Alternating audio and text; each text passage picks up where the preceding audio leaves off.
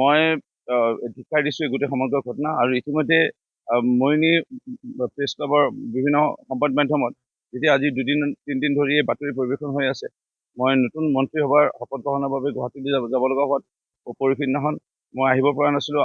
মই যোৱাকালি ৰাতি আহিয়ে তৎক্ষণাৎভাৱে আজি এনেকুৱাক চাবলৈ আহিছিলোঁ। এজন পাছোৱান ডাঙৰীয়া, তেখেত বিহাৰৰ নিবাসী, আৰু এজন দত্ত ডাঙৰীয়া আমাৰ যোৰহাট নাওবৈচা গাঁৱৰ নিবাসী। এই দুজন ব্যক্তি তেওঁলোকক পৰিয়ালে চিকিৎসাৰ কাৰণে যোৰহাট চিকিৎসা মহাবিদ্যালয়ত ভৰ্তি কৰাইছিল। তাত তেওঁলোকৰ পৰিয়ালৰ মানুহ আনিবলৈ নগ'ল বা চাবলৈ নগ'ল, আৰু এই চিকিৎসা বুজা হয়তো ল'ব নোৱাৰি চিকিৎসা মহাবিদ্যালয় কৰ্তৃপক্ষই তেওঁলোকে অমানৱীয় এটা কাম কৰিলে। চুইপাৰ এজনক দি, অটো চালক এজনক দি এই দুজন মানুহক পেলাই থৈ গুচি গ'ল। তেওঁলোকে জানে যে কেন্দ্ৰ চৰকাৰ, ৰাজ্য চৰকাৰৰ সমাজ কল্যাণ বিভাগ এখন আছে, আৰু ছ'চিয়েল জাষ্টিচ যি ন্যায় বিভাগ, সমাজ ন্যায় বিভাগৰ যোগেদি আমাৰ বিভিন্ন NGO আছে। এই NGOত আমাৰ এনে লোকসকলক আমি তেওঁলোকক সেৱা আগবঢ়াব পাৰোঁ, আৰু তেওঁলোকৰ চিকিৎসা ব্যৱস্থা আমি কৰিব পাৰোঁ, আৰু কোনো এটকা নোহোৱাকৈ কেন্দ্ৰ চৰকাৰ, ৰাজ্য চৰকাৰৰ ব্যৱস্থাপনা আছে। শিৱাস নামৰ এটা NGO আছে, ৰিমঝিম মহন্ত বাইদেউ তিতাবৰত। এনে লোক থাকিলে আমি তালৈ পঠিয়াওঁ, আৰু বাইদেউ তেওঁলোকৰ টিমে খুব ধুনীয়াকৈ চিকিৎসা বা সেৱা আগবঢ়াই তেওঁলোকক ভাল কৰি পেলাই, সুস্থ কৰি পেলাই তেওঁলোকক আকৌ ঘৰলৈ উভতাই পঠিয়ায়, বা আমি বৃদ্ধ আশ্ৰমলৈ তেওঁলোকক পঠিওৱাৰ ব্যৱস্থা কৰোঁ।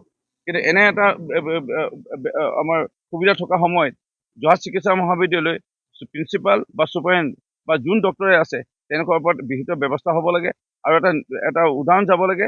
কোনো এনে চিকিৎসকে অমানৱীয় কাম যেন কেতিয়াও ভৱিষ্যতে নকৰে। মই মৰিনী প্ৰেছ ক্লাবৰ সাংবাদিক বন্ধুসকলক ধন্যবাদ জ্ঞাপন কৰিছোঁ এই বাতৰি পৰিৱেশন কৰি। আজি বহু মানুহৰ আজি যি নজনা কিছুমান বিষয়ো জনাত সুবিধা কৰি দিলে, আৰু এনে কাৰ্য নকৰিবৰ কাৰণে চৰকাৰী লোকসকলৰ প্ৰতি এটা সতৰ্কবাণীও তেনেকৈ বাতৰি পৰিৱেশনৰ যোগেদি তেনেকৈ প্ৰদান কৰিলে। মই মৰিনী প্ৰেছ ক্লাবৰ সাংবাদিক বন্ধুসকলক এই পাছোৱান ডাঙৰীয়া, দত্ত ডাঙৰীয়া এই বাতৰি পৰিৱেশন কৰাৰ কাৰণে কৃতজ্ঞতা জ্ঞাপন কৰিছোঁ। প্ৰশাসনৰ লগত কথা পাতিলোঁ। যোৰহাট জিলা প্ৰশাসনৰ হৈ CO জিলা পৰিষদ দাস ডাঙৰীয়া ইয়াৰ দায়িত্বত আছিলে, আৰু তেখেতে এই সন্দৰ্ভত তদন্ত ইতিমধ্যে আৰম্ভ কৰিছে।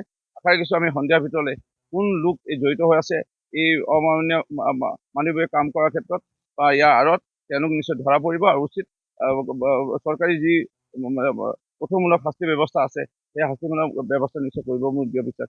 অসমৰ মাননীয় মুখ্যমন্ত্ৰী ডক্টৰ হিমন্ত বিশ্ব শৰ্মা ডাঙৰীয়াও বিভিন্ন লোকসকলৰ বাবে, আৰু দিব্যাংগ লোকসকলৰ বাবে, আৰু যিসকল অসহায় লোক, এই লোকসকলৰ বাবে বিভিন্ন ধৰণৰ পদক্ষেপ গ্ৰহণ কৰিছে। আৰু এই আঁচনিবোৰ পোৱাৰ ক্ষেত্ৰত চৰকাৰী বিষয়াসকলে যুগহত্য কোঅৰ্ডিনেট কৰাৰ তেওঁলোকৰ দায়িত্ব আছে।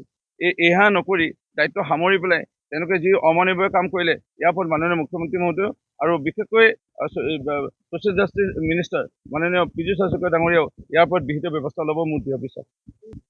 যি প্ৰাথমিক চিকিৎসা বিভিন্ন NGO আছে, NGOই কৰাৰ পিছত চৰকাৰী বিভিন্ন বৃদ্ধাশ্ৰম আছে, সেই বৃদ্ধাশ্ৰমৰ ৰখা ব্যৱস্থা আমাৰ আছে। আৰু সেই কথাবোৰ চিকিৎসা মহাবিদ্যালয়ৰ চিকিৎসকসকলে জানেই, জনাৰ পিছতো কেলে এনেধৰণে কৰিলে, এইটো এটা বৰ আচৰিত বিষয়, আৰু ইয়াৰ ওপৰত এনকুৱাৰী হ'ব লাগে। আৰু এনে দৃশ্য আমি অসমত যেন এনেকুৱা অসহায় লোক পৰি নাথাকক, অসহায় লোকসকলৰ যেন অসহায় হৈ নাথাকক, এয়া আমাৰ চৰকাৰে আমি চোকা দৃষ্টি দিম, আৰু এখেতসকলকো আমি ট্ৰিটমেণ্ট কৰাৰ ইতিমধ্যে ব্যৱস্থা গ্ৰহণ কৰিছোঁ। গাড়ী মাতিছোঁ, এনেকুৱাক আমি লৈ যোৱাৰ ব্যৱস্থা কৰিছোঁ। অভিনয় কৰাৰ হেঁপাহ আপুনিও পঢ়ি ৰাখিছে নেকি? আপোনাৰ অভিনয় কৰাৰ অভিজ্ঞতা নাই? কোনো কথা নাই, আপোনাৰ বাবে আহিছে সোণালী সুযোগ। 29 ছেপ্টেম্বৰত দিনৰ 9 বজাৰ পৰা নিশা 8 বজালৈ বলিউড তথা হলিউডৰ চিনেমাৰ বাবে অডিশ্যন হ'বলৈ গৈ আছে গুৱাহাটীৰ কাহিলীপাৰাস্থিত জ্যোতি চিত্ৰবনত। 5 বছৰ বয়সৰ পৰা 17 বছৰ ব্যক্তিয়ে কৰিব পাৰিব অংশগ্ৰহণ। পঞ্জীয়ন হ'ব বিনামূলীয়া, নিৰ্দিষ্ট ৱেবছাইটত কৰিব পাৰিব আবেদন।